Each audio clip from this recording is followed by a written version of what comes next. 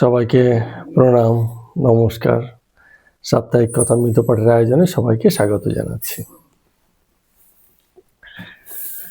যত কথা আমাদের ব্যক্তিকে নিয়ে, কর্তাকে নিয়ে। জগতে আছেই কর্তা বিষয়ক কথা, আমার কথা, তোমার কথা, ওর কথা, এসবই তো। নিজেরই তো কথা প্রথমত, তারপরে তোমার কথা, তারপরে দূরে কারণ নিয়ে কথা, এসবই চলে।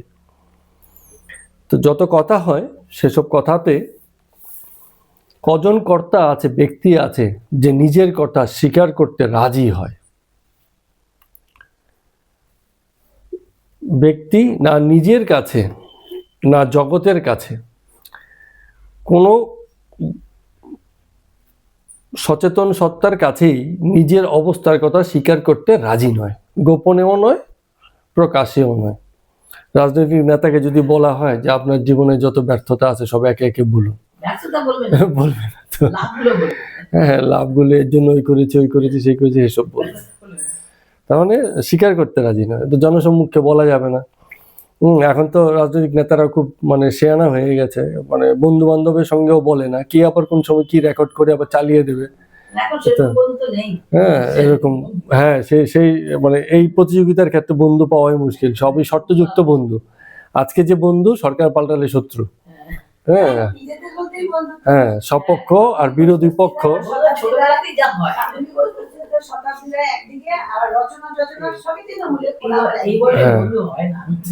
কে যে কোন পক্ষের লোক, কে কার পক্ষ নষ্ট করছে এটা বলা খুব মুশকিল। এজন্য সবাই সতর্ক, বলা যাবে না। ব্যক্তি আছে সাধারণ লোকজন, তারা অত সাত পাঁচ ভাবে না, তারা অনেক সময় অনেক কিছু স্বীকার করে নেয় বা স্বীকার করে না। কিন্তু ব্যাপারটা হচ্ছে, কেউ একটা কিছু স্বীকার করলো বা করলো না, আমরা এটাকে যত বড় করে দেখি তার থেকেও সবচেয়ে গুরুত্বপূর্ণ ব্যাপার এই বিষয়টা জানা যে কে স্বীকার করছে।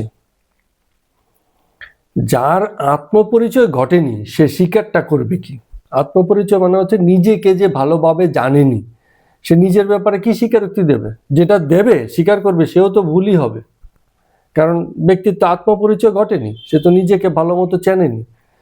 তাহলে সে যদি নিজের সম্পর্কে বলে, হয়তো নিজের সম্পর্কেই বলছে, তাও সেটা ভুল হয়ে যাবে। মনের মধ্যে ভীষণ রকম অশ্রদ্ধা, কিন্তু গিয়ে বলছে যে আমি খুব ভক্তি রাখি। কেন? কারণ ওই বলার মধ্যেই কি আছে,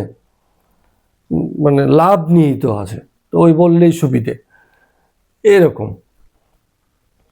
তো স্বীকার যে করবে তার আত্মদর্শন হওয়া চাই, না হলে স্বীকার করে লাভ নেই। যা কিছু স্বীকার করবে সেও সঠিক রিফ্লেকশন হবে না, ব্যক্তির রিফ্লেকশন হবে না। এমনকি ব্যক্তি নিজের সঙ্গে নিজের স্বীকারোক্তিটাও সঠিক দেয় না। অনেকে আছে, যেমন আমি এরকম অনেককে বলতে শুনেছি, বলছে যে আমি আজ যাই কিছু করি আমি মিথ্যে কথা সহ্য করতে পারি না, কেউ কেউ বলে। হ্যাঁ, কিন্তু সে হয়তো এটা একটা কথার কথা হয়ে গেছে ব্যাপারটা। হ্যাঁ, অর্থাৎ বলছে মিথ্যে কথা সহ্য করতে পারি না, কিন্তু তার জীবনেও এরকম অনেক মিথ্যা দিয়ে সাজানো আছে। তো বলা যায় না, এমন মিথ্যা বলতে হবে আমার মিথ্যাটা যদি কারোর উপকারে কাজে লাগে। এখন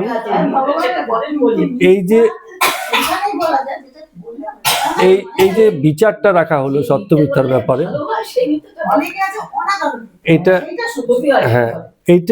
এই বিচারটা রাখলে তখন সত্য মিথ্যার বাস্তবতাটা ব্যক্তির সামনে থাকে। আর যে শুধু ওই কথাটুকুই বলে, তার কাছে ওই বিচারটুকু থাকে না। বিচার হবে কি, যে আমি সত্যি বলবো কি মিথ্যে বলবো, এটা আমি নির্ধারণ করব আমার ঔচিত্যের উপরে, পরিস্থিতির উপরে আমি ঠিক করব।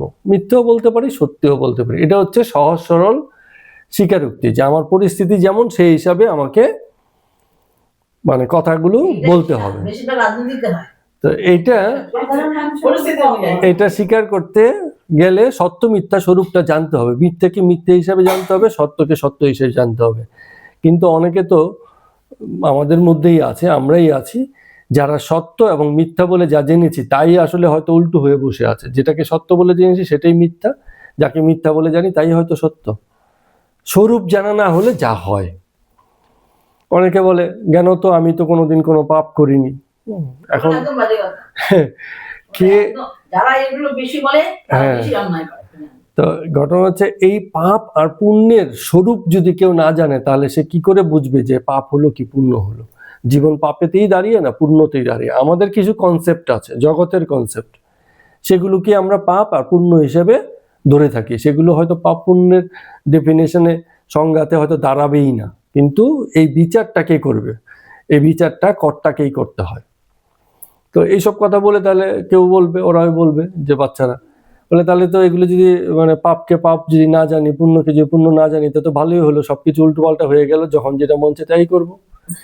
হ্যাঁ, বিষয় তো তা নয়, বিষয়টা হচ্ছে দ্বিধাগ্রস্ত হওয়া নয়, বিষয়টা হচ্ছে পক্ষপাত না হওয়া। যে কেউ বললো আমি শুধু সত্যের পক্ষেই থাকি, কিন্তু কখনো কখনো মিথ্যারও যে প্রয়োজন আছে, মিথ্যাও যে জগতের হিতে জগতের কল্যাণে ব্যবহার হতে পারে, সেই জিনিস যদি কেউ না মেনে নেয় তাহলে সে পক্ষপাত হয়ে গেল। অথবা কেউ বললো শুধু মিথ্যের পক্ষেই আছে, কিন্তু সত্যের তো প্রয়োজন সবার আগে। তো সেই কোনো পক্ষ যদি কেউ নিয়ে নেয় যে আমি এই পক্ষেই আছি, তাহলে তার উল্টো দিকের সবকিছুই তার কাছে বিপক্ষ মনে হবে, তার কাছে অনুচিত মনে হবে। সেই ব্যক্তির দ্বারা কখনো সমদর্শন হতে পারে না, সে সবসময় ভুল বুঝাতেই থাকবে, সত্য কখনো তার সামনে উন্মোচিতই হবে না। সেই সঠিক জায়গাতে আছে, তারই জগৎ দর্শন ঠিক মতো হয়েছে এবং সমদর্শন হয়েছে, যে উচিত অনুচিত, ন্যায় অন্যায়, পাপ পুণ্য এসবের ঊর্ধ্বে থেকে চিন্তা করতে পারে। অর্থাৎ আগে থেকেই কিছু মাইন্ডসেট আছে, সেগুলো বাইরে গিয়েও যে চিন্তা করতে পারে, সে তখন এসব বিষয়ে পরিষ্কার ধারণা থাকে, তখন সে তার নিজের স্থিতির স্বীকারোক্তি দেয়। স্থিতি মানে কি? আমি পাপে আছি কি পুণ্যে আছি আমি জানি না, আমি এই জায়গাতে দাঁড়িয়ে আছি, এটা হচ্ছে স্থিতি। পাপ পুণ্যের বিচার কে করবে? আমরা তো জগতের লোকই পাপ পুণ্যের বিচার করতে লাগি। তাহলে উপরে ও নিজে বসে আছেন, ওনার উপর যে এত কিছু ছেড়ে দেই, আবার মাঝে মাঝে নিজেরাই মানে কলকাঠি নাড়তে শুরু করি। যদি পাপ পুণ্যের বিচার ওনার হাতেই থাকে, তাহলে ওনার উপরেই তো ভরসা করতে হবে যে পাপ হোক কি পুণ্য হোক এটা উনি দেখে নেবেন, উনি বুঝে নেবেন। আমার যখন যেটা ঠিক মনে হয়েছে জগতে চলতে গিয়ে, যেটা বিচারের দ্বারা ঠিক মনে হয়েছে সেটুকুনি করেছি, আমি জানি না পাপ কিনা পুণ্য কিনা, সেই সময় সেটাই ঠিক মনে হয়েছে। এখন ব্যক্তির জীবনের উপরে রাষ্ট্রের প্রভাবও এত বেশি হয়ে গেছে যে এগুলো উচিত অনুচিত এখন আইন করে ঠিক করে দিতে হয়। মুশকিলটা হচ্ছে এই মানুষের বিচার যদি নষ্ট হয়ে যায় না, তখন ব্যাপারগুলো এই জায়গাতেই দাঁড়ায়।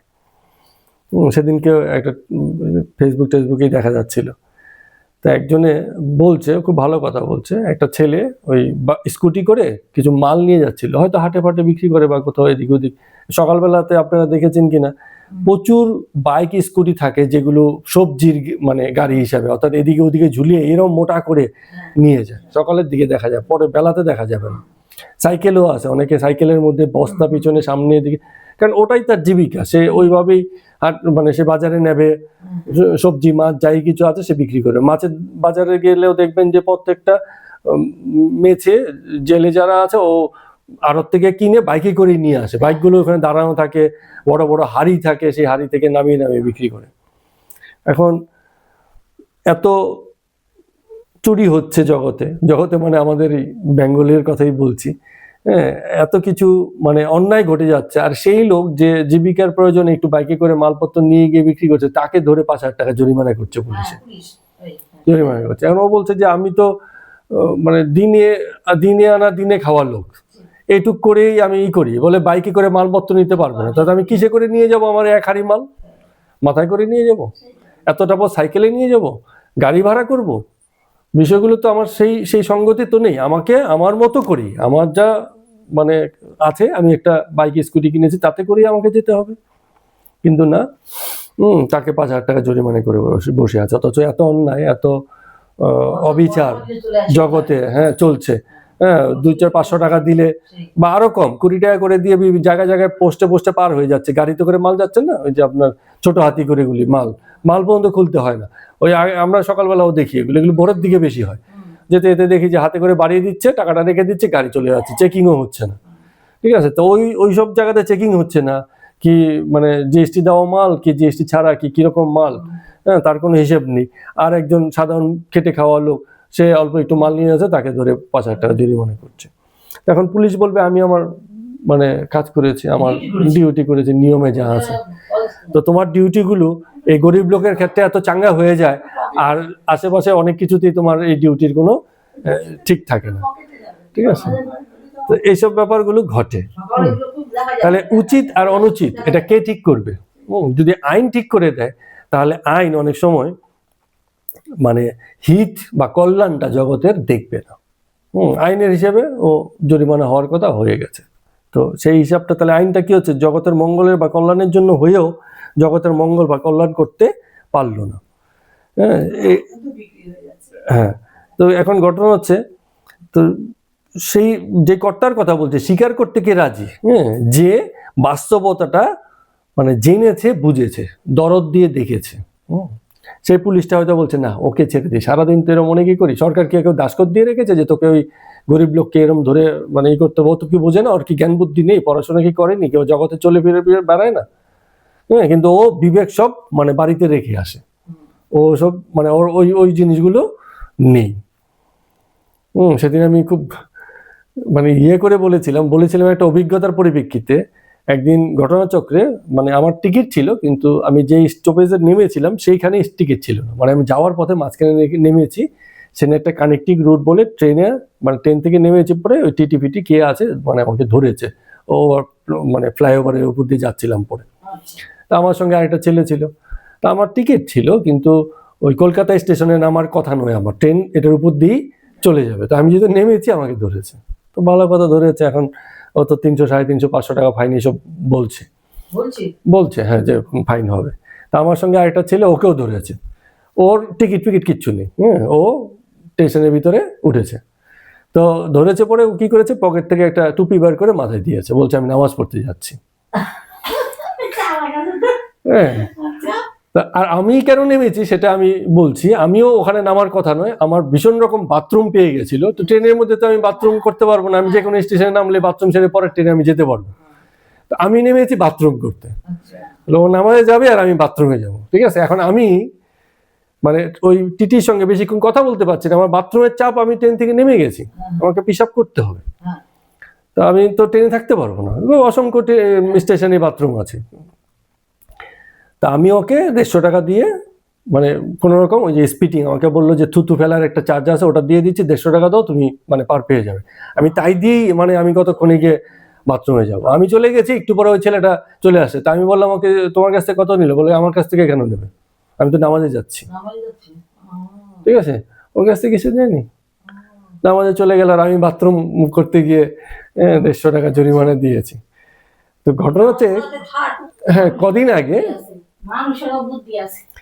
আগে আমাকে আবার এরকম একটা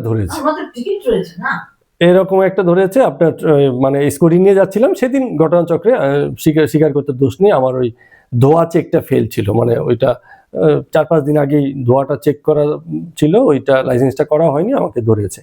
তা আমি সেই সময় একটা যাচ্ছিলাম, কীর্তনের অনুষ্ঠানে যাচ্ছি। তা আমি আবার ওই বুদ্ধি লাগিয়েছি, আমি বললাম যে তাহলে তো যদি আমি কীর্তনের কথা বলি, ও যদি নামাজের কথা বলে ছাড় পেয়ে যায়, তাহলে আমি মনে এবার ছাড় পেয়ে যাব। আমি বলছি যে হ্যাঁ ঠিক আছে, আমার এটা নেই, আমার 4-5 দিনে হয়ে গেছে, আমি করে নেব, তো আমি অসুবিধা কিছু নেই, আমি একটা ভালো কাজে যাচ্ছি, আমি কীর্তনে যাচ্ছি, হরিনাম হচ্ছে, সেখানে যাচ্ছি, আমাকে আজকের মতো ছেড়ে দিন। হ্যাঁ, তো পুলিশ, সেও তো হিন্দু লোক, হ্যাঁ, কিন্তু বলছেন না, তুমি কীর্তনে যাও বাবা, যেখানে যাও, তোমার কোনো ছাড় হবে না, তোমাকে ফাইন করা হবে। তা আমাকে 500 টাকা ফাইন দিতে হয়েছে, তা আমি দিয়ে দিয়েছি, ঠিক আছে। তখন আমি ওখানে গিয়ে ইয়ার্কি করে গল্প করছি যে নামাজের কথা বললে ফাইন ছাড় হয়ে যায়, কিন্তু কীর্তনের কথা বললে ফাইনে কিন্তু ছাড় হবে না। এখন ঘটনা হচ্ছে, বিষয়টা তোষণ করছে বলে না, তো বিষয়টা হচ্ছে যে ভেদ হচ্ছে, একটা ভেদভাব করে ফেলেছে, ঠিক আছে? যদি ফাইন হয় সবারই হবে, নিয়ম যদি প্রয়োগ হয় নিয়ম সবারই। ওই কথাটাই বলছিলাম যে একজন গরিব মেছুয়া বাজারে গিয়ে মাছ বিক্রি করে, ওকে ফাইন করার থেকে, ওকে ফাইন করা যদি করতেই হয়, তাহলে বাকি দিনের সবগুলো জায়গাতেই ফাইন হবে।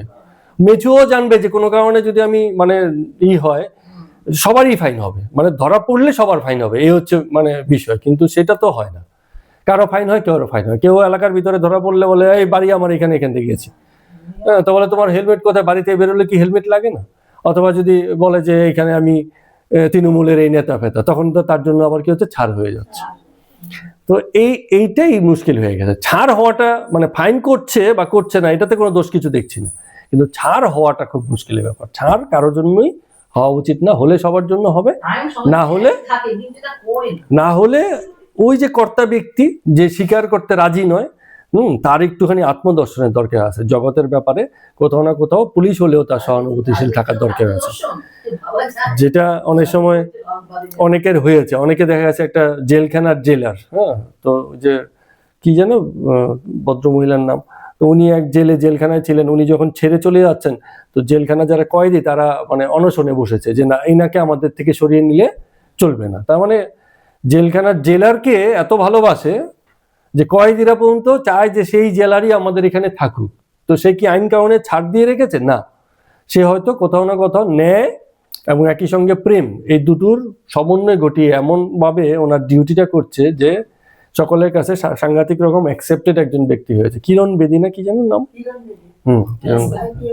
আইপিএস অফিসার, রিটায়ার করে গেছে। তো আমাদের এখানে একটা মহিলা ছিল না, মমতা, ও ভালো কাজ করছিল পার্ক স্ট্রিটে, কি একটা, হ্যাঁ, ও কি যেন ভবানী কি নাম যেন, হ্যাঁ, দময়ন্তী সেন নাকি নাম যেন। ট্রান্সফার করে দিলে এমন খুব কঠোর মহিলা ছিল। এখন বিষয়টা হচ্ছে ওই জায়গাটাই, তার বিরুদ্ধে ভালো হলেই ওই জায়গাটাই ওই বিচারটুকু রাখতে হবে। হতে পারে আমি আইন কানুনের বাধা হয়ে কাজ করছি, তারপর ওই বিচারটুকু আমার রাখা উচিত যেখান থেকে আমি স্বীকার করতে পারি যে কোন কাজটা আইনের মধ্যে থেকেও বা আমার দায়িত্ব বা কর্তব্য জ্ঞানেও আমি কাজটা করেও উচিতের আর অনুচিতের জায়গাটা যেন আমার মধ্যে, দরজাটা যেন বন্ধ না হয়ে যায়, এটা যেন সবসময় খোলা থাকে।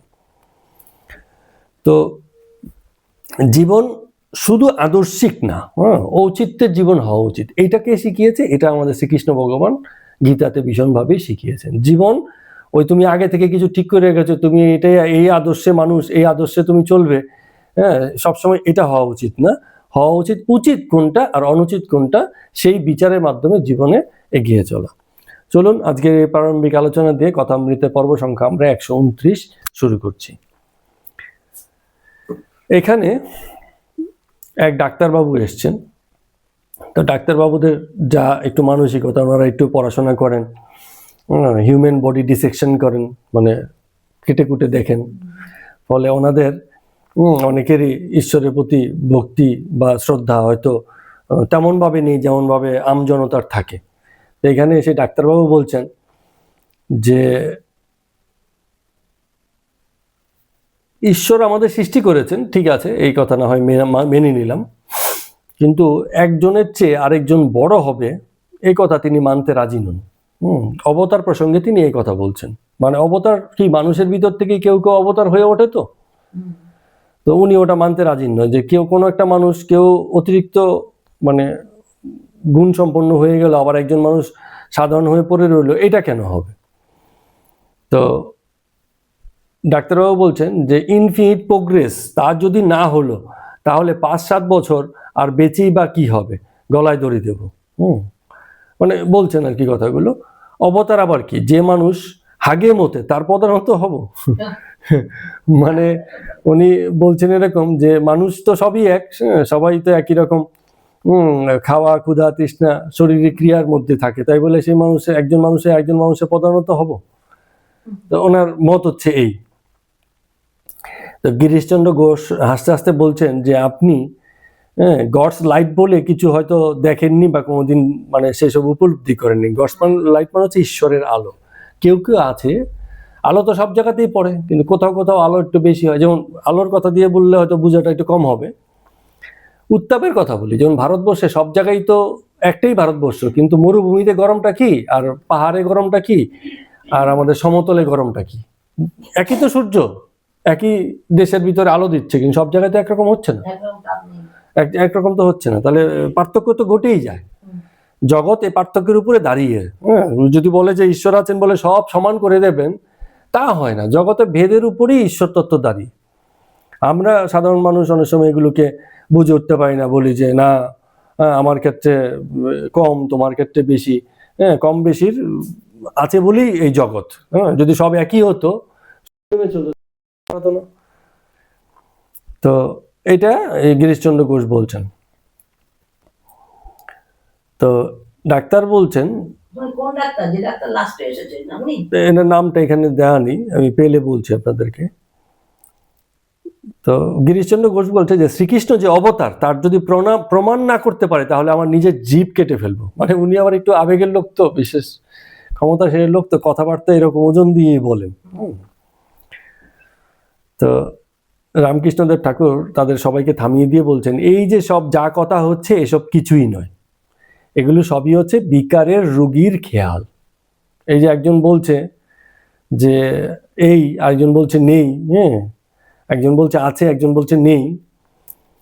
অর্থাৎ ওই যে কি বলে এটা, জানালায় কি রং লাগানো আছে, লাল না খয়েরি, এই নিয়ে ঝগড়া হচ্ছে।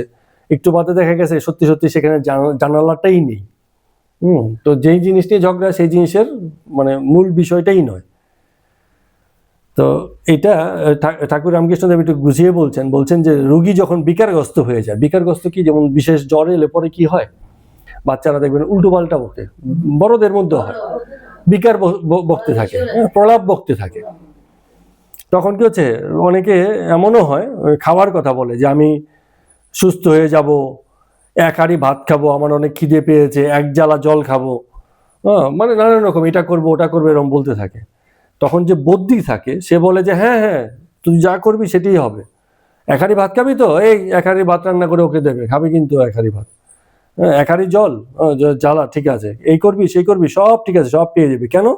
কারণ সবাই বুঝতে পারে এটা হচ্ছে বিকারের রোগী, ও এমন উল্টোপাল্টা বলবে। সুস্থ হলে পরে ওকে যদি এক হাঁড়ি ভাত রান্না করে দেয়, ও কি খাবে? খেতে পারবে?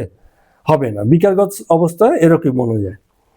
তো ঠাকুর বলছেন ঘি যখন আধ কাঁচা পাকা হয়, মানে নাড়াতে নাড়াতে তো ঘি তো ওঠে, মানে যখন কাঁচা থাকে মানে ওঠেনি তখন নাড়ালে নাড়ালে কলকল শব্দ করে। আবার যখন ঘিটা উঠে যায়, ঘি উঠলে তখন আর ওরকম জলের মতো ইসের মতো শব্দ হয় না, শব্দ কমে যায়, কারণ ওটা পিচ্ছিল হয়ে যায়, তখন ওই শব্দটা তখন আর ওরকম ভাবে হয় না। তো যার ঈশ্বরে মন আছে সে তখন চুপচাপ হয়ে যায়, আর যার ঈশ্বরে মন নেই তখন সে বিচার করে, মন থাকে না কেন, কেন থাকবে না, তোর কেন নেই, আমার কেন আছে, এইসব বিচার, বা আমার এতটা আছে তোর এতটা নেই, এরকম বিচার চলতে থাকে। আর যার একবার মন এসে যায় সে তো মন ওখানে মন দিয়ে বসে আছে, এসব বিচার করার সময় তার নেই, রুচিও তার নেই। তো বলছে যে মানে বড় লোকের বাড়িতে গেলে কুইনের ছবি আছে, ওই রাজার ছবি আছে, ওর ছবি আছে, নানান রকম ছবি। আর ভক্তের বাড়িতে গেলে শুধু ঠাকুরের ছবি, সব যেখানে তাকাবে সব ঠাকুরের ছবি, কারণ তার তো মন অন্য দিক থেকে সব উঠে গেছে, এখন সে শুধু ঠাকুরের ছবি নিয়েই থাকে। তার মানে কি হচ্ছে, এই এত যে প্রশ্ন, এত যে কলকানি, এত যে কাউকে দোষারোপ করা, কেউ বলছে প্রমাণ করতে না পারলে নিজের জিভ কেটে ফেলবো, এইসব কথারও কোনো গুরুত্ব নেই। তো লক্ষণ বলেছিল রামকে যে এই যে বশিষ্ঠদেব এত বড় মুনি, তারপরও তার পুত্র শোক। তখন রাজা বলছে যে মুনি বা জ্ঞানী যখন কেউ ভাবছে যে আমার জ্ঞান আছে, তখন তার সঙ্গে সঙ্গে অজ্ঞানটাও আছে, অজ্ঞান না থাকলে জ্ঞান হবে কি করে? তো এইভাবে হয়। কিন্তু যিনি ঈশ্বরকে উপলব্ধি করেছেন, বিশেষ রূপে জেনেছেন, তার এইসব ভাবনা উঠে যায়, তখন তাকে বলা হয় বিজ্ঞান। ওইসব ভাবনা থাকে না। ওই যে ওই চোরের চরিত্র একটা উদাহরণ আছে, পায়ে কাটা ফুটলে কি হয়, আরেকটা কাটা দিয়ে তুলতে হয়। তো তোলার পরে ওই যে কাটাটা উঠেছে আর যে কাটাটা দিয়ে তুলেছে দুটি ফেলে দিতে হয়, রেখে কি করবে? আবার কবে কাটা ফুটবে, কবে তুলবে, তার জন্য কি যত্ন করে রেখে দেবে? এর কোনো দরকার নেই, দুটো কাটাই ফেলে দিতে হয়। যখন মুক্তি এসে যায় তখন যেই পথে মুক্তি হলো, পথের কথা লোকে ভুলে যায়।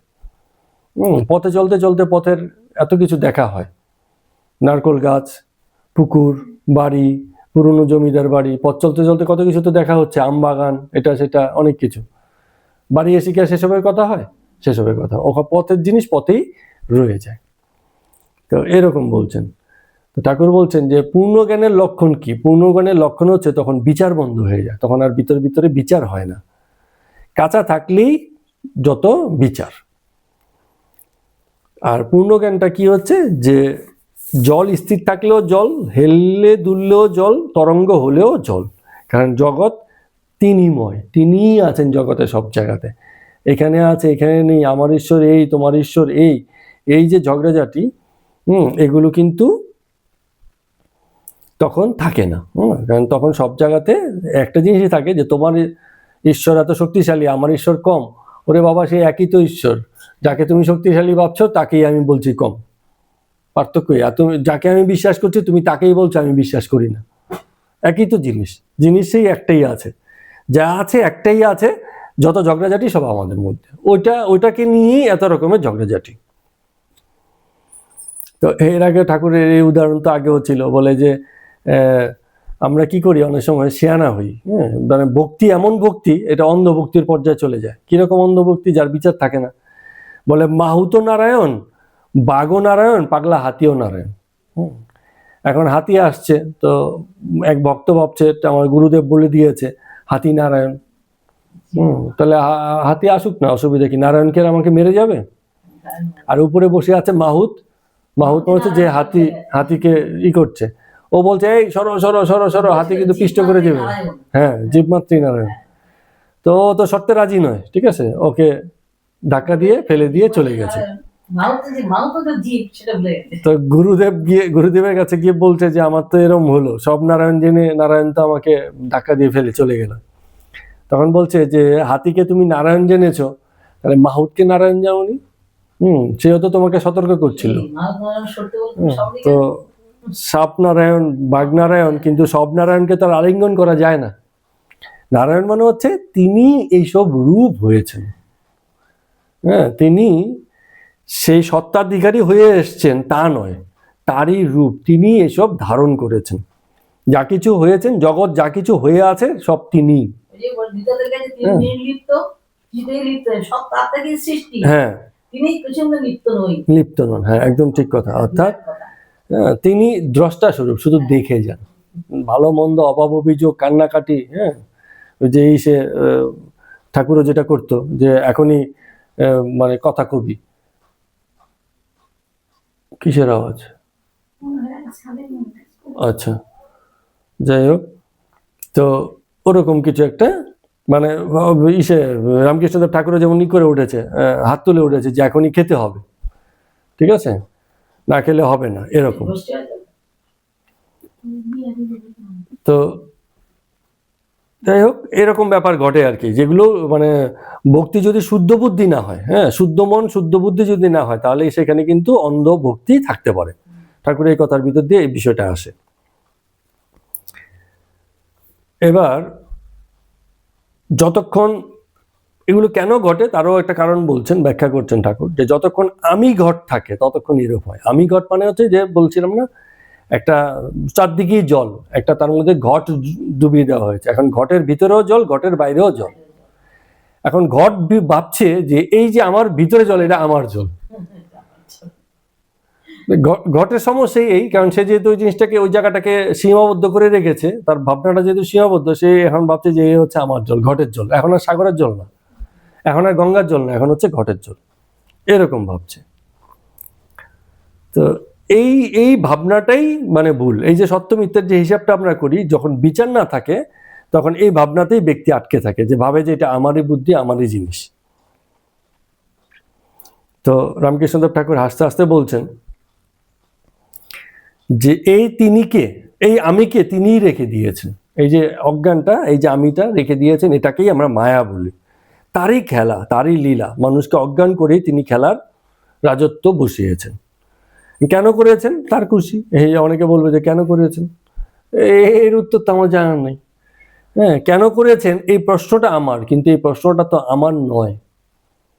হ্যাঁ, একটা দেহের ছোট কোষ যদি মনে করে বলে, জিজ্ঞেস করে যে আমি কেন, মানে দেহকে যদি জিজ্ঞেস করে তুমি কেন বেঁচে আছো, আরে আমি কেন বেঁচে আছি এটা তো তোমার বিষয়ই নয়, তুমি তো দেহের একটা কোষ মাত্র। কোষ তো বলতে পারে না তুমি এত বড় দেহ কেন বেঁচে আছো, কারণ কিছুক্ষণ পরেও তো তোমার মৃত্যু হবে, আবার নতুন কোষের জন্ম হবে। জন্ম মৃত্যুর খেলা তো দেহের মধ্যেই চলছে। মানে আমি কেন বেঁচে আছি বা আমি কতদিন বেঁচে থাকবো, সেটা তোমার ভাবনার বিষয়ই নয়। তো ঈশ্বর কেন এরকম জগৎ সৃষ্টি করেছেন, এমন কেন অজ্ঞান, এরকম কেন মায়া রেখে দিয়েছেন, এ আমার প্রশ্নই নয়। এই প্রশ্ন ঈশ্বরের প্রশ্ন। সেই প্রশ্ন তিনি করছেন কিনা তাকে, সেটা তার বিষয়, সেটা আমাদের জ্ঞানের মধ্যে আসে না। কারণ এলেও আমাদের এই প্রশ্নের উত্তর আসে না। তো কেউ এবার ওই যে মজা করে বলছে, হ্যাঁ, এই বলে এই যে ব্যাপারটা দেখো, এটা বোঝা যায় কিরম ভাবে। যেমন রাজার হচ্ছে 4-5টা ছেলে, একই রাজার 4-5টা ছেলে, তারা একসঙ্গে বসে মানে একসঙ্গে খেলে। তো তারা এখন রাজা কোটাল খেলছে, রাজার ছেলেরাই রাজা কোটাল মন্ত্রী শান্ত্রী এরম হচ্ছে। তাদের মধ্যে একজনকে বলছে তুই রাজা, ওর মধ্যে একজনকে বলছে তুই মন্ত্রী, একজনকে বলছে কোটাল। কোটাল মানে কি, রক্ষী, দাঁড়িয়ে আছে অস্ত্রশস্ত্র নিয়ে। আরেকজনকে বলছে তুই প্রজা। হ্যাঁ, তো ভাগ তো ওরা করেছে, কিন্তু প্রত্যেকেই তো রাজার ছেলে। যে প্রজা হয়েছে সেও রাজার ছেলে, যে কোটাল হয়েছে সেও রাজার ছেলে, যে মন্ত্রী হয়েছে সেও রাজার ছেলে, যে রাজা হয়েছে সেও রাজারই ছেলে। তো আমরা এরকম বিভিন্ন নামকরণ দিয়ে ফেলেছি। আমি বদ্র, আমি শূদ্র, বৈশ্য, ব্রাহ্মণ, এটা সেটা নামকরণ দিয়েছি। আরে সবই তো সেই তারই সৃষ্টি, তারই সন্তান, তারই রূপ, অথচ আমরা নামকরণ দিয়ে রেখি। রাজার ছেলেরই বিভিন্ন জনে বিভিন্ন চরিত্রে অভিনয়, কিন্তু তাদের জাত হচ্ছে প্রত্যেকেই রাজার ছেলে, সবই রাজার ছেলে। সবই রাজার ছেলে। ওই যে চারটে যে ভাগগুলো হয়েছে কাজের সুবিধার জন্য, ওই যে খেলার সুবিধার জন্য। খেলার সুবিধার জন্য। নাহলে খেলবে কি করে? সবই যদি রাজা হয় তাহলে মন্ত্রীকে, কোটালকে, প্রজাকে, কাজের সুবিধার জন্য ভাগ করে দেওয়া। তো এই যে ভাগটা করা হয়েছে জগতের খেলাটা চলবে বলে। হ্যাঁ, তো যে মুক্ত হয়েছে, যে এই জগৎ দর্শন যার হয়েছে, তখন এই জগতের এই খেলাটা সে বুঝতে পারে, বলে যে এই ভাগ ফাগ যা কিছু আছে ও জগতের নিয়মেই হচ্ছে, আমরাই করেছি, আমরাই মিটিয়ে দিচ্ছি, আবার নতুন করে ভাগ তৈরি হচ্ছে, এই জিনিস চলতেই থাকবে। তো এই সাক্ষাৎকারটা, এটাকে বলে আত্ম সাক্ষাৎকার জগৎ সম্পর্কে। যার ঘটেছে তার সংশয় বা মানে সন্দেহ দূর হয়ে যায়, তার তখন তার মনে আর কোনো সন্দেহ থাকে না। তো ডাক্তার এবার বলছেন যে সব সন্দেহ যায় কই, মানে এখন ডাক্তারবাবুর কথা তো সহজে ফেলাও যায় না, গণ্যমান্য ব্যক্তি এরম করে বুঝিয়ে বলছে, তারপরেও বলছে সব সন্দেহ যায় কি, কোথাও না কোথাও সন্দেহ ঠিক মনের মধ্যে থাকবে না কেন? কারণ হ্যাঁ, এই সমদর্শন না ঘটলে সন্দেহ মানে বুঝালেও মনে হবে যেন আমি পুরো বুঝতে পারলাম না। এ বেহারা তর্ক করবে, গোয়ারা তর্ক করবে। হ্যাঁ, সেটা নিজস্ব একটা ব্যক্তিগত, বই না পড়লেও জানা যায়, বই কম পড়লেও জানা যায়। এখন ওই ডাক্তারবাবু যখন বলছে সব সন্দেহ আর যায় কই, তখন রামকৃষ্ণদেব ঠাকুর বলছেন যে সব তো কোনোদিন যাবে না, আর যেটুকু রয়ে যায় ওটুকু তার উপর ছেড়ে দিতে হয়, যে তিনি একদিন এই সন্দেহ দূর করবেন। এছাড়া আর কি করবে? তুমি যদি বলো এত কিছু বলার পর তোমার মনে এখনো সন্দেহ আছে, আমি এখন যতই বুঝাই তোমার সন্দেহ আর যাবে না, তো আমি কি করব? সব ওনার উপরে ছেড়ে দিব, যে তোমার সন্দেহ একদিন উনি দূর করবেন। এবং হয়ও এরকম, আমরা অনেক অজ্ঞানতায়, অনেক কিছুতে, অনেক ভুলকে আমরা জীবনে আঁকড়ে ধরে থাকি, একদিন আবার দেখা যায় এগুলো ব্যক্তিই ঠিক করে দেয়। আজকে কেউ একজন মানে মন্দ সঙ্গ পড়েছে, তা আমি খুব বলে দিচ্ছি তোমার এই সঙ্গটা কিন্তু ভালো না, ও এসে কি বলছে তুমি আমার বন্ধু সম্পর্কে এরকম বলছো, এই সেই এটা সেটা। 2 মাস পরে সে এসে আমাকে বলছে তুমি ঠিকই বলেছিলে, জানো ও হচ্ছে এরম লোক। তার মানে কি হচ্ছে, তখন সত্য বললেও কাজ হবে না, ছেড়ে দিতে হবে সময়ের উপরে, ভাগ্যের হাতে, এবং উপলব্ধির জন্য অপেক্ষা করতে হবে। একদিন হয়তো সে বুঝতে পারবে যে না, ঠিকই ওই লোক ঠিক ছিল না, বা ওই বন্ধুটা সঠিক ছিল না। তো প্রথম সবকিছু বুঝাতে যেতে নেই, যতটুকু বোঝে ততটুকুই ঠিক আছে, এরপরে বাকিটা ভাই রেখে দিতে হবে। এবার তোমার যেদিন বুঝে আসবে সেদিন তুমি বুঝবে। যেমন অনেক সময় হয় না, যেমন ঠাকুর বলছেন যে এর বেশি আর আমি বুঝাতে পারি না। কেন বুঝাতে পারি না? কারণ এর বেশি ক্ষমতা আমার নেই। যে কোনো একটা বাড়িতে গেছো, বাড়িতে গেছে ভিখারি ভিক্ষা আনার জন্য, বলছে মাতাজি আমাকে কিছু দাও বাড়ি থেকে। তখন বাড়ির অনেক সময় কি হয়, বাড়ি তো বড় বাড়ি, তো বাড়ির যে গিন্নিমা সে হয়তো রেস্ট করছে, তো বাড়ির কি কাজের যে লোক থাকবে সেই এসে দেবে। ভিখারি এলে তো ভিক্ষা দেওয়ার জন্য সবসময় তার গিন্নিমাকে জিজ্ঞেস করা লাগে না, ভিখারি এসছে আমি একটু চাল দিয়ে দিয়েছি। এটুকু ক্ষমতা কাজের লোকেরও থাকে, বাড়িতে যে মাসিরা থাকে বা ইসেরা থাকে তারা এগুলো করতে পারে, এইটুকু সিদ্ধান্ত নিতে পারে। এখন সেই ভিখারি বলছে আমি গ্রামের বাড়িতে ফিরবো, আমার তো ট্রেনের টিকিট নেই, তাহলে আমার ট্রেনের টিকিটের টাকাটা একটু দাও তুমি যখন আমাকে ভিক্ষা দিয়েছো। এখন ওই কাজের মেয়ে কি মাসি কি বলবে এই ভিক্ষাটুকু দেওয়া পর্যন্ত আমার ক্ষমতা, ট্রেনের টিকিটের টাকা দিতে হলে এবার আমাকে কর্তার কাছে গিয়ে জিজ্ঞেস করতে হবে। হ্যাঁ, তারপরে ক্ষমতাটুকু আমার নেই, এবার কর্তার কাছে যেতে হবে, গিন্নি মায়ের কাছে, যে উনি যদি বলেন তবে হবে, না বললে আর কিছু নেই। তার মানে কি হচ্ছে, ঠাকুর এখানে বলছেন এই যে আপনাকে বুঝালাম এইটুকুনই আমি বুঝাতে পারি, এরপরে যদি আরো কিছু বুঝাতে হয় তাহলে তার উপরে ছাড়তে হবে, এরপরে কিন্তু আমি আর বুঝাতে পারবো না, কারণ এটা এটুকু ওনার উপর ছাড়তে হবে। সবই যদি আমি বুঝিয়ে দিই তাহলে ওনার তো আর কোনো মানে ক্ষমতা থাকলো না, সব তো আমিই করে দিচ্ছি, তা উনি আর আমি তো আর কোনো পৃথক হলাম না। কিছু জিনিস ওনার উপরে ছাড়তে হবে। যেমন কবির দাস একবার শ্রীকৃষ্ণকে বলেছিল, হ্যাঁ তুমি তো কেমন কৃষ্ণ, জগতের তুমি অবতার বলছে, তুমি তো গোপীদের হাততালিতে বানর নাচ নেচেছিলে গোপীদেরকে খুশি করানোর জন্য। তো ঘটনা হচ্ছে এরকম বলছে, তার মানে কি হচ্ছে, কৃষ্ণকে বলছে যে তুমি গোপীদের সঙ্গে বানর নাচ নেচেছো, বাঁশি বাজিয়েছো, এই করেছো সেই করেছো, রাখাল বালক হয়েছে, এটা সেটা করেছো। তখন ঠাকুর বলছেন যে এই যে উপাধি, কেউ রাখাল, সেই শ্রীকৃষ্ণই রাখাল হয়েছে, সেই শ্রীকৃষ্ণই মাখন চুরি করে খেয়েছে, সেই শ্রীকৃষ্ণ কি বলে মেয়েরা স্নান করতে গেছে তার বস্ত্র হরণ করেছে, তারপরে কি বলে এটা, গোপীরা যখন যেত হাড়ি মানে ফাটিয়ে দিত, দুধের হাড়ি ফাটিয়ে দিত, এসব করতো। তো ঘটনা হচ্ছে এখন বলছে যে ঠাকুর বলছেন যে প্রথম দর্শনে তার এইসবই দেখা হয়। প্রথম যারা দেখে ঈশ্বরের পথে আছে তারা এইসবই দেখে। প্রথমে এসে দশভুজা দুর্গা দেখে, তারপরে সেখান থেকে ষড়ভুজা হয়, তারপরে এসে যায় দ্বিভুজ গোপাল, তারপরে দেখে কি ওই যে আমাদের কি বলে এটাকে উড়িষ্যার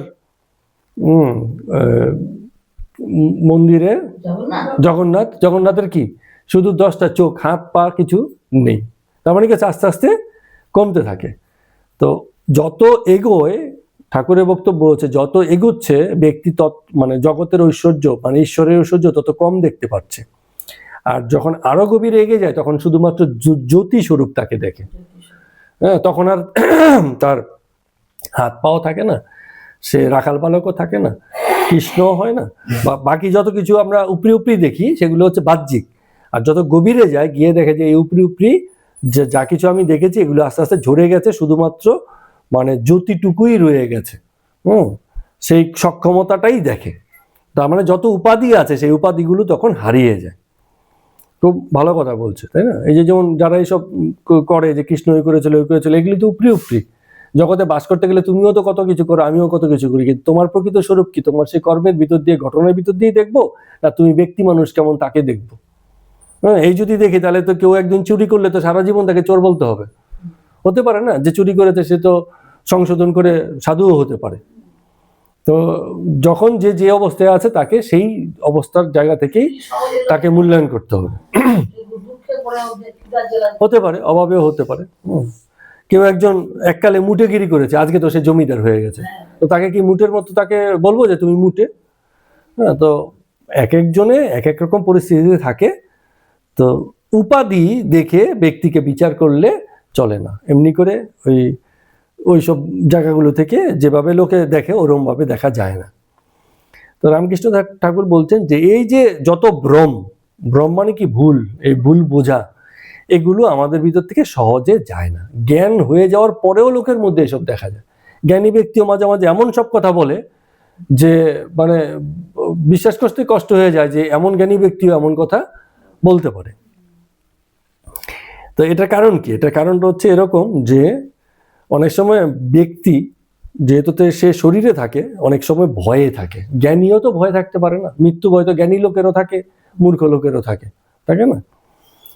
তো যেমন স্বপনে মানে হচ্ছে স্বপ্নে কেউ বাঘকে দেখেছে, বাঘ দেখেছে, অথবা এমন দেখেছে, অনেকে তো আপনারা দেখেছেন কিনা, প্রত্যেকেরই এই অভিজ্ঞতা হয়তো আছে যে নিজের মৃত্যু দেখছে, মরে গেছে সে দেখছে এরকম, বা খুব কাছের জনের মৃত্যু হয়েছে এরকম দেখেছে, স্বপ্নে দেখছে, ঠিক আছে? বাঘ দেখেছে, সাপ দেখেছে, এরকম দেখেছে।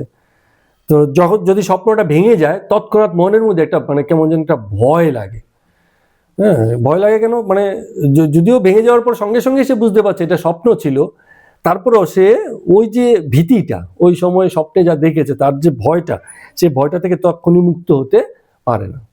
তো হতে পারে ব্যক্তি জ্ঞানী হয়, কিন্তু তারপরেও সে সবসময় কিন্তু সেই মুক্তিটাতে থাকে না। কত না কত জ্ঞানী ব্যক্তিরও বন্ধন থাকে। হ্যাঁ, ওই যে আমাদের একটু আগে যে বলছিল না বশিষ্ঠ দেবের কথা, হ্যাঁ, পুত্র শোকে মানে মুনি, কিন্তু তারপর পুত্র শোকে তিনি যন্ত্রণা কাতর হলেন।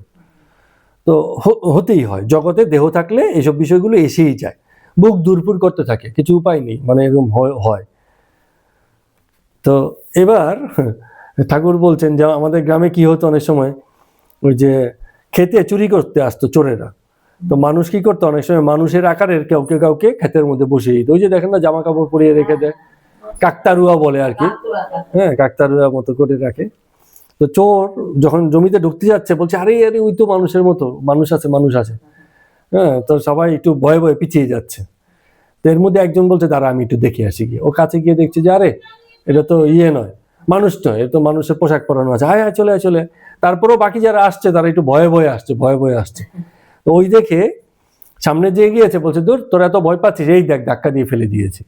যে ধাক্কা দিয়ে ফেলে দিয়েছে বাকিদের মনে বল চলে আসছে। হ্যাঁ যতক্ষণ পর্যন্ত ওই যে মনে করেছে একবার যে এই বুঝি মানুষ, হ্যাঁ সে যেহেতু চুরি করতে এসছে, মনে হয়েছে এই বুঝি বাঘ এলো, এই বুঝি সাপে কামড়ালো, এই বুঝি কাছে কেউ মারা গেল, হ্যাঁ অমনি বুক ধরপড় করতে শুরু করবে, ভাবনা থেকেই ধরপড় করতে শুরু করবে, ঘটনা সত্যি না হলো।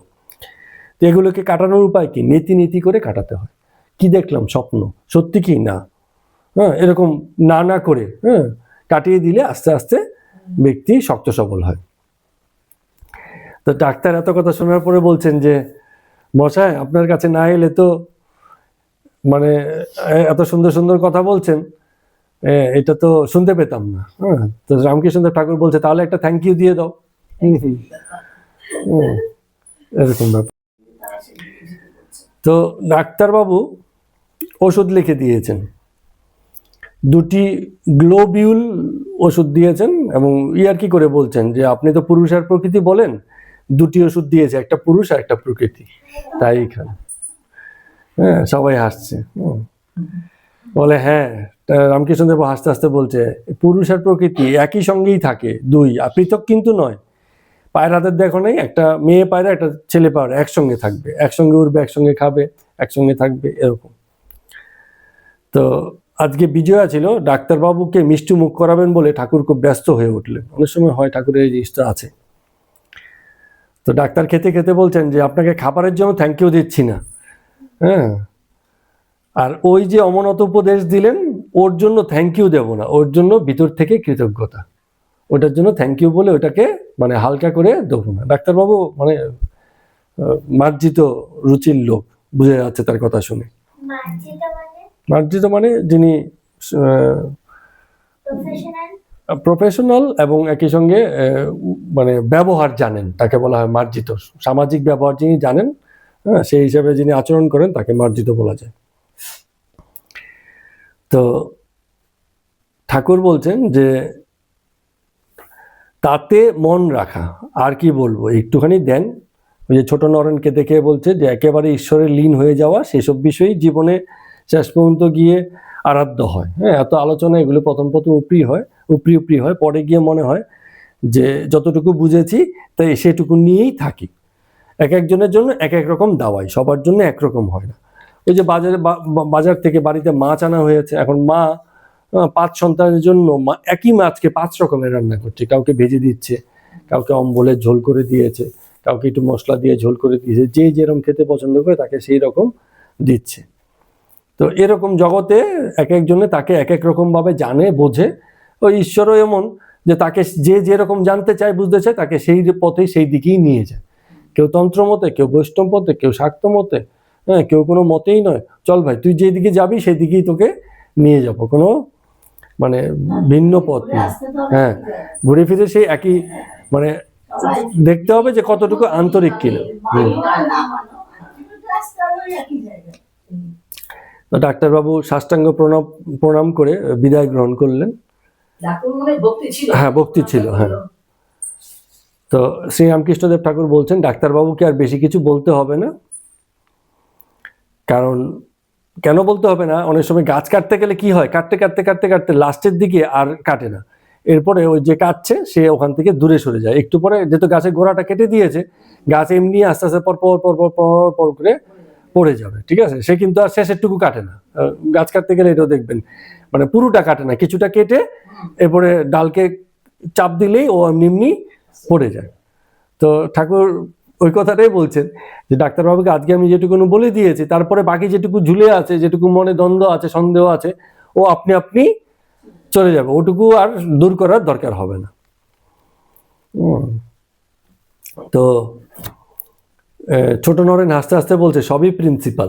ছোট নয়নটাকে ওই আরেকটা ছোট ভক্ত আছে 14-15 বছরের ছেলে, ওই যে ইসের স্কুলে পড়ে এরকম। তো মাস্টারমশাই বলছেন যে আজ্ঞে হা, এখানে এলে ডাক্তারবাবু অনেক সময় হতবুদ্ধি হয়ে পড়েন। এই তো দেখুন না, মানে আপনাকে দেখলো, আপনার সঙ্গে কথায় বসে গেল, অথচ আপনাকেও যে ওষুধ টষুধ দিতে হবে ডাক্তারবাবু নিজেই ভুলে গেছেন। পরে যখন আমি একটু স্মরণ করে দিলাম বললেন হ্যাঁ হ্যাঁ হ্যাঁ ওষুধ তো দিতে হবে, এই নাও নাও নাও লিখে দিচ্ছি। মানে কথায় কথায় সেসব জিনিস খানিকটা যেন ভুলে গেছেন এরকম।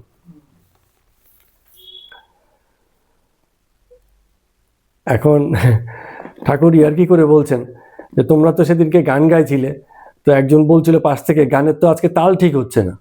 হ্যাঁ, তো কি করে ঠিক হবে? যে বেতাল সিদ্ধ তার কি আর তাল হয়? বেতাল সিদ্ধ মানে যে বেতালেই অভ্যস্ত হয়ে গেছে, বেতালটাকেই আয়ত্ত করেছে। ওই যে একদিন আপনি এটা বলছিলেন না, যে একবার যদি ভুল লয়ে সুরে গান গাওয়া শিখে যায় বা ওইটা যদি বসে যায় গলার মধ্যে, তখন সঠিক করাটা খুব চাপ হয়ে যায়, হ্যাঁ হয় না? তো যে বেতালই সিদ্ধ হয়ে গেছে তাকে এখন যতই তাল দিঘার যাই করুক সে আর ওই তালে গাইতে পারে না, তার ওই বেতালই চলে সবকিছু। এরকম। তো ছোট নরেনে একটা আত্মীয় ছোকরা এসেছিল, ছোট নরেন নিজে এসছে, সঙ্গে একটা আত্মীয় ছোকরা এসছে, খুব সাজগোজ করে, চোখে চশমা টশমা লাগিয়ে এসছে ঠাকুরকে দেখতে। তো এবার ঠাকুর ইয়ার্কি করে বলছেন, বলে ময়ূরের পাখা খুব সুন্দর তাই তো? বলে ময়ূরের পা দুটো দেখেছিস কত নোংরা থাকে? পাখা সুন্দর পা দুটো তো নোংরা, কারণ ও তো নানান জায়গায় ঘুরে বেড়াচ্ছি করছে, পায়ের তো ওর কোনোই নেই, পাখা তো খুব সুন্দর, মানে মেলে দিলে লোকেও দেখে খুব হয়। তো এরকম চোখ দিয়ে যে রঙিন চশমায় ঢেকে রেখেছে তার কোথাও হয়তো একটা গন্ডগোল আছে। হ্যাঁ, কোথায় আছে আর বলার বিষয় না। হ্যাঁ, যে উপরি উপরি যে বাহ্যিক সৌন্দর্য দিয়ে রেখেছে, ঢেকে রেখেছে, সে দেখা যাচ্ছে ভিতরে ভিতরে কোথাও গন্ডগোল করে বসে আছে। তাহলে উটও কিন্তু কুৎসিত। হ্যাঁ, এখন একজন বলছে কেন উট কুৎসিত হবে? বলে কুৎসিত নয়, এত বুদ্ধিহীন। ঘাস খেতে হবে ঠিক আছে, কিন্তু কাটার ঘাস মানে খাচ্ছে, গাল কেটে যাচ্ছে, রক্ত পড়ে যাচ্ছে, তাও মানে তাহলে এর থেকে কুৎসিত আর নির্বোধ কে আছে? খেতে হবে বলে ঘাস দেখে একেবারে যাতা মানে খাচ্ছে, ওই কাটার গাছই খাচ্ছে, মানে এইটুকু ইয়ে নেই। তো সংসারে থাকতে হবে, এটা আমরা সবাই জানি। সংসারে থাকলে এইরকম দুঃখ কষ্ট এসব আছে, সবই ঠিক আছে, কিন্তু যে উটের মতো হয়ে যায়, ওই দুঃখ কষ্টের ভিতরেই মানে কেবল গুজে থাকে, তার জন্য মুশকিল। এইরকম করে ঠাকুর একটুখানি মানে আমাদেরকে সদুপদেশ দিচ্ছেন, যেন মানে গল্প ছলে বুঝাচ্ছেন যে কিভাবে জীবনটা এই সংসারে থেকেও কাটানো যায় এবং তার অনুরক্ত হওয়া যায়। তো আজকের মতো এখানেই শেষ করছি। সবাইকে প্রণাম এবং নমস্কার।